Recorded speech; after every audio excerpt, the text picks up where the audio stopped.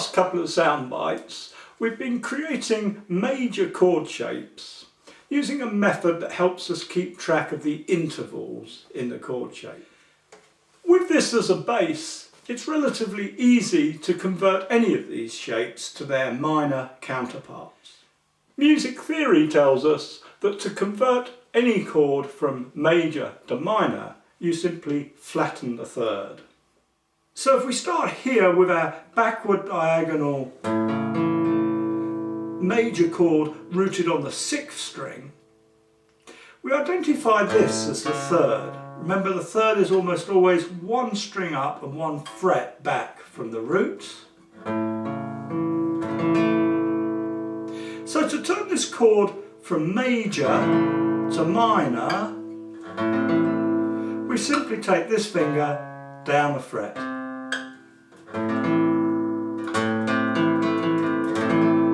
In this case, we end up with a chord shape that, to be honest, is neither particularly easy to finger nor sounds particularly nice. So I find I'm more likely to use this as an arpeggio than I am as a chord. Moving on to the forward diagonal rooted on the E string. Remember, the configuration here is 1, 5, 1, 3 for the major chord. So the third falls here on the 3rd string, on the G string, and it's this note we take down a fret to change from major to minor.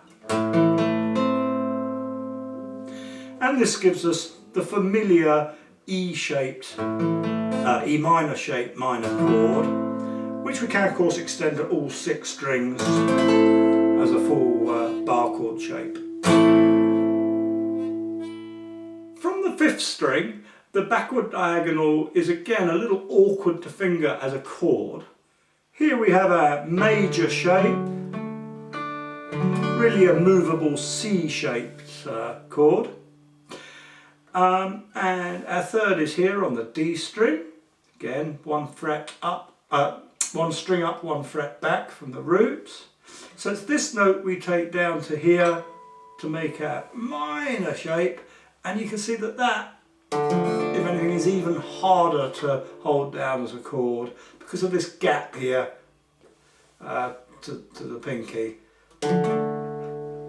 However, I do find this leads us to a shape that I find very useful for arpeggio-based lead guitar work. It's a shape I call the flying V minor chord shape. Remember these? Probably one of the most uncomfortable guitars to play, but I guess it has a certain retro appeal, saying that it was actually designed the year I was born. Getting back to the chord shape, you can see we have a perfect arpeggio, 1, flat, 3, 5, 8, and then we can extend it by adding an extra 5th here on the top string, and that's what gives us this symmetrical V-shape pattern. And this is quite useful for sweep picking because we can play it with the pick all going in one direction.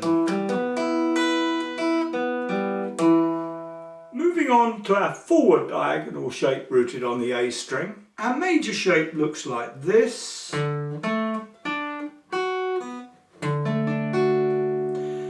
And again, the configuration is 1, 5, 1, 3. So here's our third, and that's the note we take down a fret to turn it from major to minor. And again, this gives us that recognisable shape, in this case the A minor shaped movable chord, which can be extended to a full bar chord. From the D string in our backward diagonal, we have the perfect 1, 3, 5, 8 configuration again for the major chord. So it's this note here, the third, falling on the 3rd string, that we can flatten down to there to make our minor version of that. This gives us quite a nice sounding chord for funk rhythm guitar, especially played high up on the fretboard.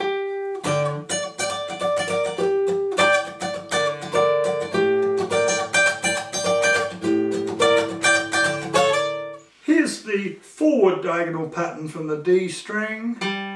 Again, we have the 1, 5, 1, 3 configuration, so that's the note that we flatten back for the minor chord. Gives us a slightly awkward fingering. It gets easier as we move up the fretboard.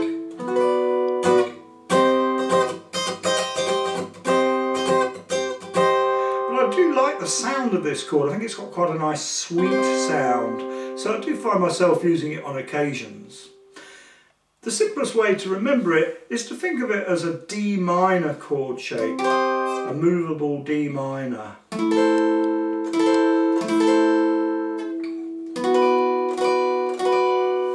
Finally, off the G string, we can take this major 1, 3, 5 configuration and change it to minor by flattening this note on the second string down a fret, giving us this nice staircase shape. And this is a great shape both for rhythm guitar and lead guitar.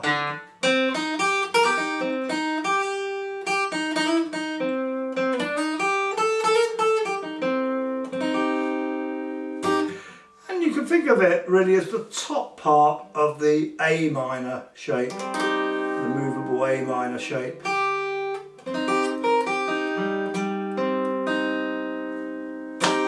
The forward diagonal option off the G string is again unviable as a proper chord shape.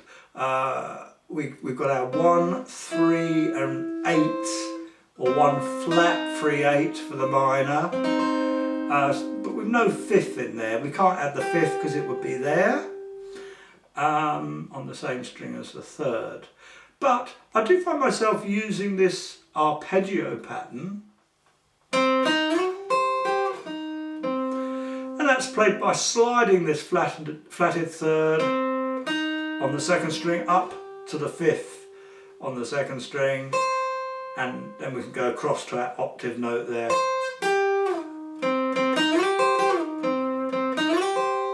Go.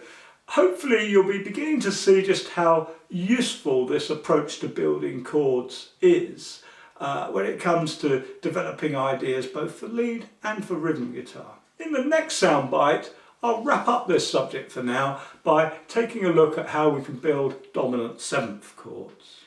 If you found this little video interesting, please click on the like button if there is one, or leave a comment. And do feel free to share the video with your friends. And if you'd like to gain full access to all our guitar teaching materials, please visit the Secret Guitar Teacher site and take a free look round at what's available there. See you again soon.